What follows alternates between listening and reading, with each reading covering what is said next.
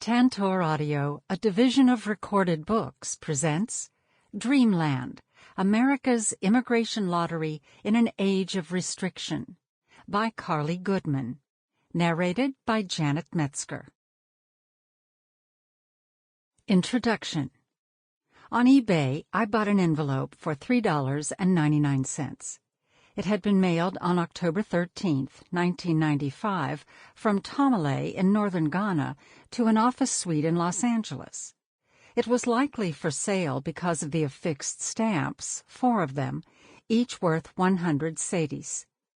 The featured image on the stamps is Cape Coast Castle, a former European outpost on the coast of the Gulf of Guinea, through which hundreds of thousands of African people were moved before being shuffled onto ships bound for the Americas. The envelope is addressed to a rather official name, New U.S. Government Lottery, a reference to the United States Diversity Visa or Green Card Lottery. Through this program, the United States makes immigrant visas available to people around the world who would like to make lives in America. A person in Ghana mailed this envelope, presumably to enter the lottery, spinning fortune's merry wheel and hoping for good luck and a green card. The Green Card Lottery has come to play a powerful role as one of very few channels for African immigration to the United States in a new era of immigration restriction. The Cape Coast Castle stamps on the envelope are a visual reminder that places like Ghana and the United States have long been linked together through a history made by trade, exchange, and migration, most prominently the forced migration of enslaved people. The fading images of the castle remind us of the roots of today's global inequality, of processes that shape the directions of migrations even now. A symbol of conquest, theft, and oppression, made into a national attraction and stamp, was casually affixed to a dispatch that would trace a new route across the Atlantic. The thin paper of the envelope is an artifact of the tremendous flurry of global lottery-related activity that began in the summer of 1994. Unlike most other immigration policies, the lottery offered a chance of immigration to people without ties to the United States. These immigrants would not be selected because of family connections, particularly valued skills, or special humanitarian need.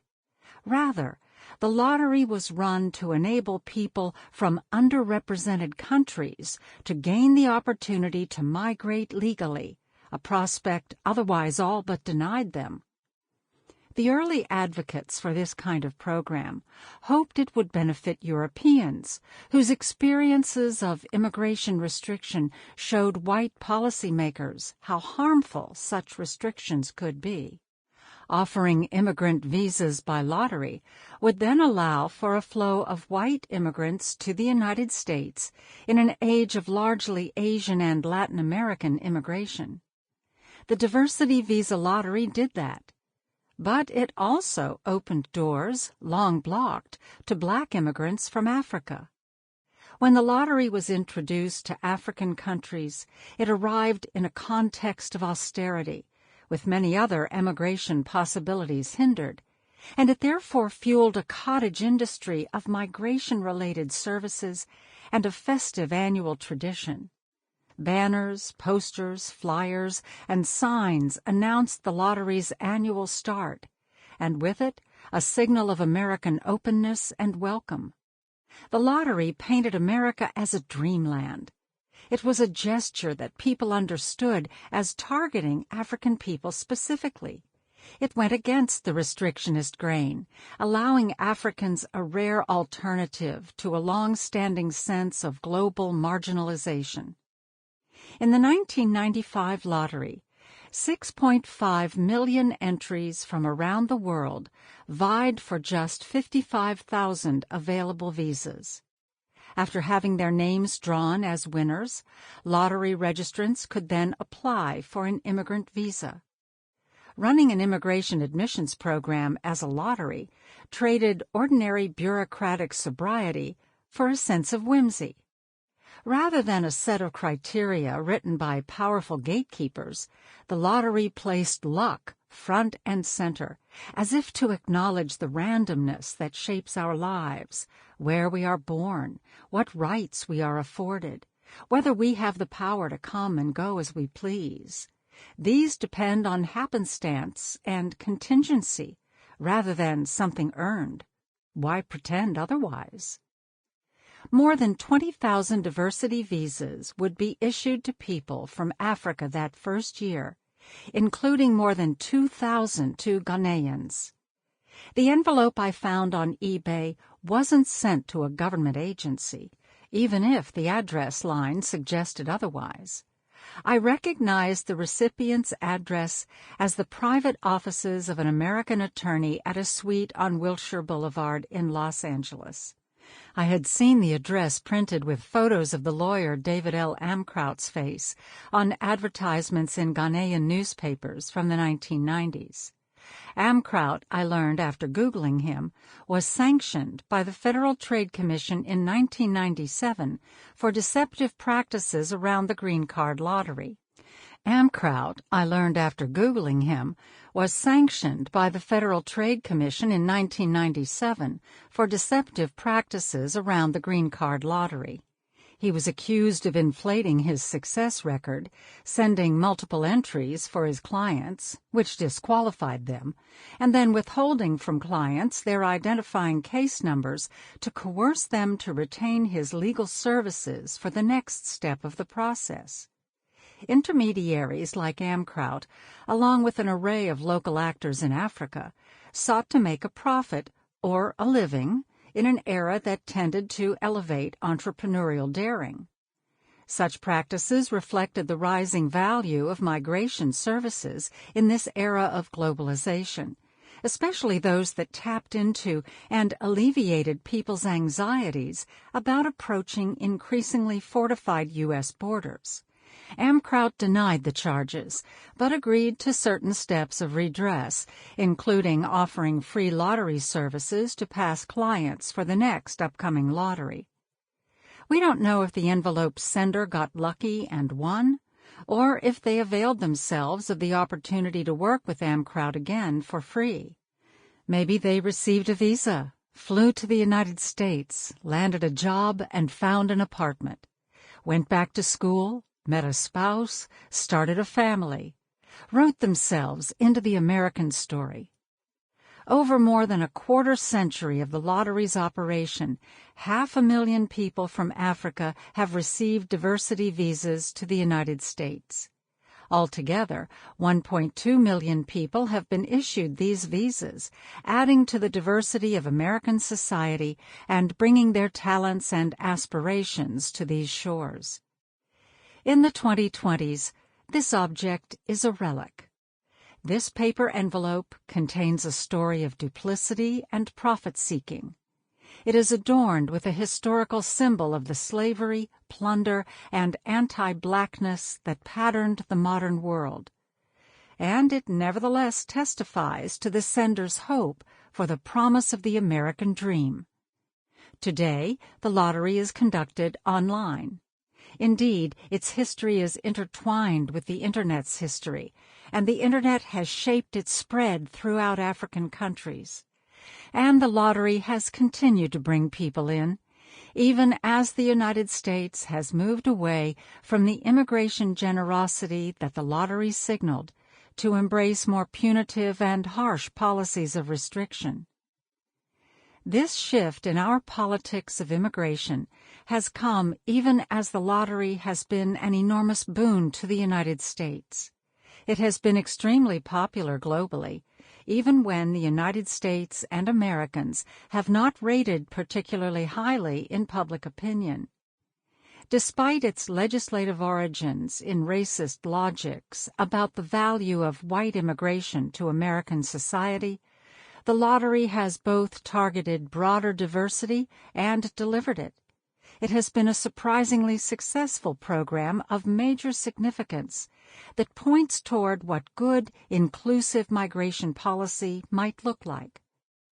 The lottery's story helps us recognize that immigration includes but is not limited to what happens at the U.S.-Mexico border. And when we think about immigration, it isn't enough to identify anti-immigration policies as cruel and harmful, though they are. Instead, here is a positive example of immigration's potential gifts. The United States and Americans stand to benefit if we embrace broad, forward-looking policies that create conditions of welcome and that challenge white supremacy. This is even more clear to me now than when I first learned about the lottery in 2011. I was traveling in West Africa and observed that a U.S. policy with almost no public profile in the United States was the subject of tremendous energy in countries like Ghana and Togo. The same was true in Ethiopia, Sudan, Kenya, and elsewhere. Its appeal was buoyed by shifts in people's attitudes toward migration in a context of economic reconfiguration, austerity policies, and persistent marginalization.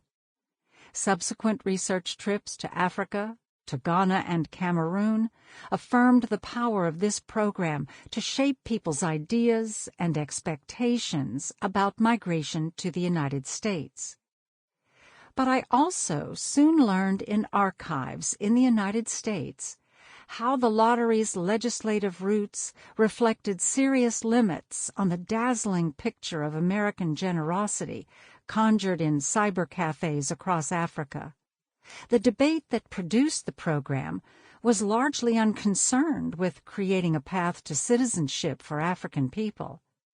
Instead, the lottery's origins were framed as a form of restitution to be made to the Irish, especially Irish immigrants living without legal status in the United States.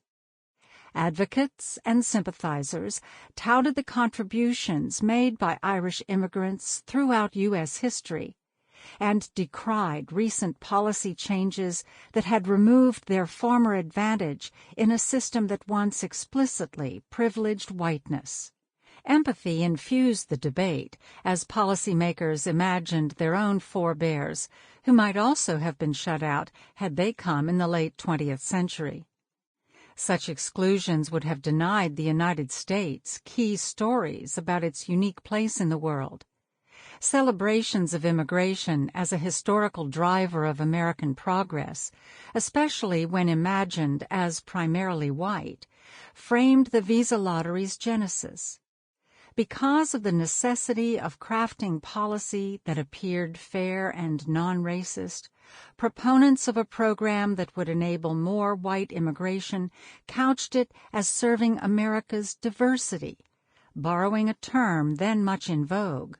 It worked, and the visa lottery became part of the law. It happened because policymakers at the time recognized not only that restrictions caused harm, but also that adding people to America was a good thing. With new people came new workers, caregivers, thinkers, energy, and dreams. They didn't see the prospect of migration to the United States as a crisis. As the Cold War waned, America's future seemed abundant. Many imagined that a future with more immigrants would be even brighter. As a result, the program widened the doors just a bit more than its strongest advocates expected. It wasn't that its legislators were anti-racists, far from it. But they didn't doubt that American democracy would be strengthened by the presence of immigrants, and that included people of color. That sliver ultimately created genuine access and opportunities for people whose aspirations to emigrate were all but invisible at the time in Washington. As African people used the lottery to come to the United States, to bring their talents and their family members, to gain skills and experiences here, the program has revealed itself to be a beneficial one. Newcomers often arrive with strongly held beliefs about America's opportunities and promise. Immigration drives American economic growth, revives neighborhoods, allows for new families and communities to thrive, for people to encounter each other, to grow, and to learn. Extending opportunities for migration allows people from outside the United States to use their skills to earn more money than they could at home. Some have argued that these benefits redound not only to local U.S. communities and workplaces, but to families and others back home when immigrants send remittances and share the skills and experiences they have gained. In the United States, growing African immigration has helped to fulfill the stated goal of the lottery program by fostering greater diversity. But it has done more. A rapidly increasing proportion of Black Americans is foreign-born. The presence of Black immigrants may help foster new conversations about global Black history and solidarities across borders. Already, Black immigrant advocacy groups have focused attention on the fact and rallying cry that immigration is a Black issue, and they have added their voices to movements fighting structural racism within and beyond the immigration system. Black immigrants and their experiences in the United States may help shape how the country reckons with anti-Blackness and immigration restriction together. Recognizing the connections and intersections between struggles for immigrant rights and Black lives may yield a richer vision of freedom for all. The lottery represents a relatively small portion of our large and complex immigration admissions system, but it has been vulnerable to criticism nevertheless. That it has remained intact is as unexpected as the circumstances of its creation and an outcome of congressional inaction and deadlock. Detractors have charged that it makes no sense given the rationale of the immigration system, that it poses a security risk, that its goal of diversity undermines unity, and that the United States cannot afford to be generous in its immigration policies. It is remarkable that it has persisted, especially given dramatic changes to the immigration system since the 1990s, including the rise of militarized immigration enforcement, detention, deportations, and violence targeting undocumented immigrants and immigrants of color. Strengthened institutional anti-immigration and an increasingly vocal restrictionist movement are just two components of a resurgent nativist force that plays a growing role in American politics, constituting a formidable backlash to the pluralist politics that created the lottery. The conditions of austerity and economic reconfiguration that made dreams of leaving Africa more potent for those who play the green card lottery were not unique to Africa, of course. In the United States, the gutting of the social safety net, rising inequality, and an atmosphere of insecurity provided context for spikes of anti-immigration politics since the 1990s, helping create this new era of immigration restriction.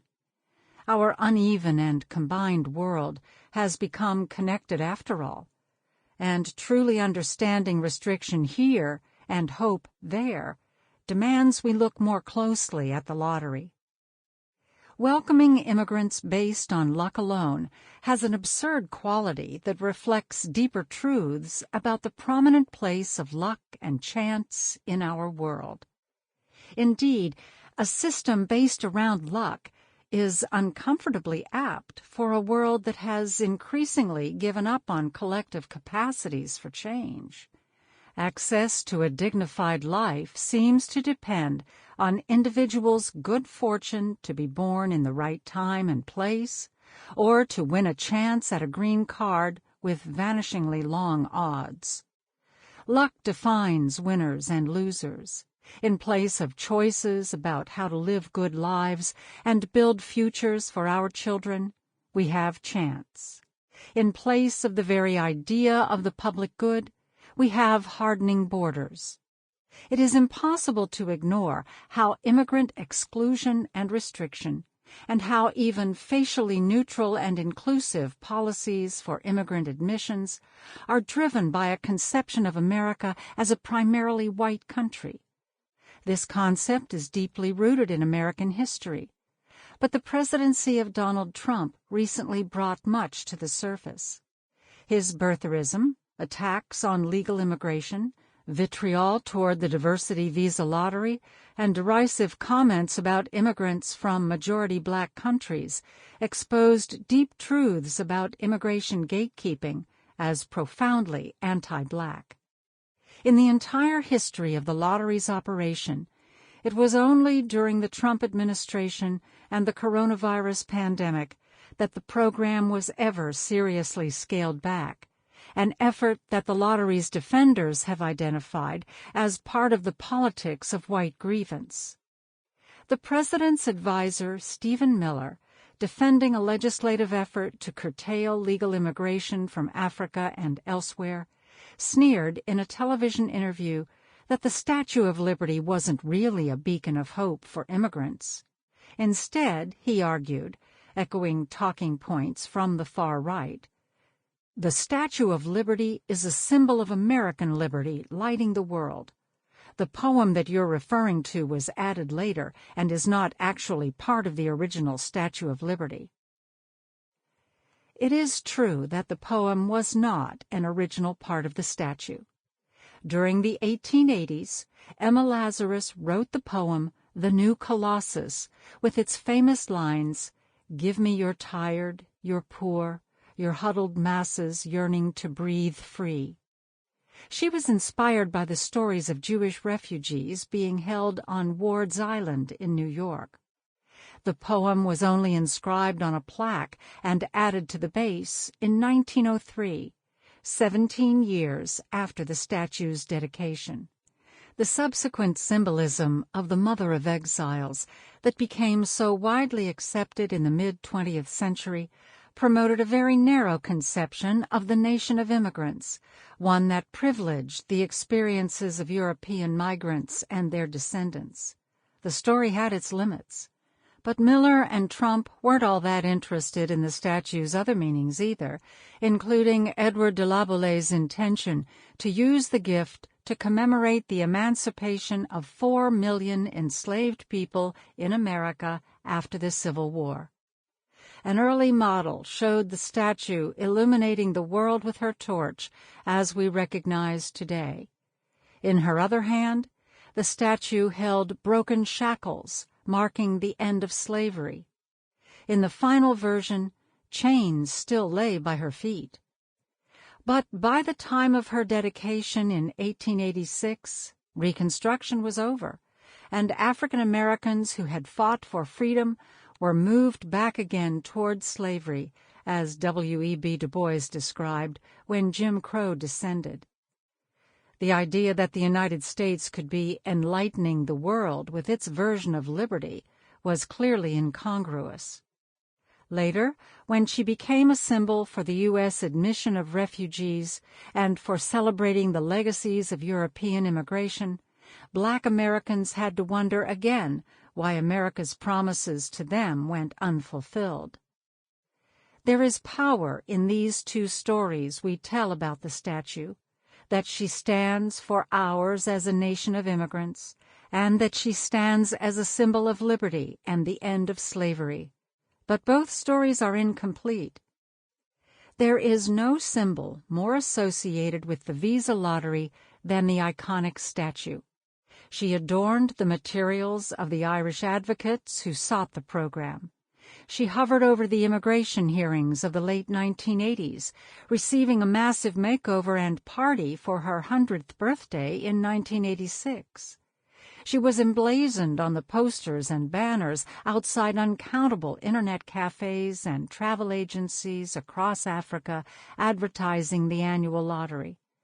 And she became a key site for a protest by Patricia Okumu, an African immigrant, against Trump administration immigration policies. In light of America's unresolved histories, The statue is an ambivalent symbol. But perhaps in the visa lottery we can see that ambivalence reconciled. For the statue to stand for welcoming and embracing migrants, it must also embody the liberation of Black Americans. What has become clearer over time is that those who seek to eliminate the diversity visa lottery do so because it represents a threat to white power in America. As a result, the lottery's champions not only have recognized the pragmatic benefits of the program and how it serves U.S. interests, but have seen it as a bulwark against the collapse of multiracial pluralistic democracy. The elimination of the lottery can be understood as part of the backlash against advancements and freedoms of African Americans in recent decades. This context makes the lottery more than a quirky holdover from the 1990s. Indeed, it makes an urgent case that the United States must commit to a future of immigration generosity that ensures ongoing immigration from African countries that have long been blocked and have been made less stable and less livable over the past decades by U.S. economic and foreign policies. As migration scholar Harsha Walia says, it's those same fault lines of plunder around the world that are the fault lines of migration. A more just world would allow more people to stay home and thrive. But if such massive and deepening disparities continue to exist across borders, then a more just and equitable world is one with more migration opportunities, fewer obstacles and restrictions, robust protections of people's dignity, and less rigid gatekeeping. This is even more pressing as it becomes clear that existing methods of categorizing migration, labor, family, refugee, climate, fail to recognize people's lived experiences, and borders further limit mobility. Why not a lottery? Enabling a future with Black migration through the lottery and other channels allows us to see the lottery as a form of repair. Our fates are linked together, and our future depends on the strengths of the communities we build together. Part 1.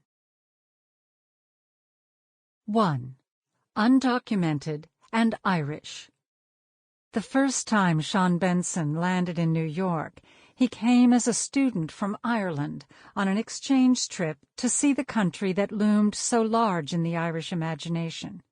The second time, he took a gamble. It was the same flight, just a few years later, EI number 105 from Dublin to JFK. But this time was different. After finishing his degree in management at Trinity College, he had struck out in the job market in Ireland. Many others suffered the same fate. Benson was part of a post-war Irish baby boom reaching adulthood, only to find that good jobs and opportunities weren't keeping pace with their numbers. Leaving home wasn't easy. In fact, the idea that he would ever have to leave his home and his family had been the furthest thing from his mind. His parents never thought they'd have to say goodbye to their children. But by 1985, with degree in hand and no job, he felt he had no choice, not if he was going to live the kind of life he'd dreamed of and planned for. There were simply no options for him in Ireland. Reluctantly, he entered a kind of exile. Even so, he was ambitious, ready to begin his life as an adult, to earn a living, and to put his education and skills to use. Benson had worked briefly on Wall Street when he was first in New York on a J-1 exchange visa, so he was ready to pick up where he'd left off. Wall Street in the 1980s was dazzling, the stuff of Hollywood glamour in films like Wall Street, 1987, and Working Girl, 1988. New York, city of possibilities, was where he would start his life.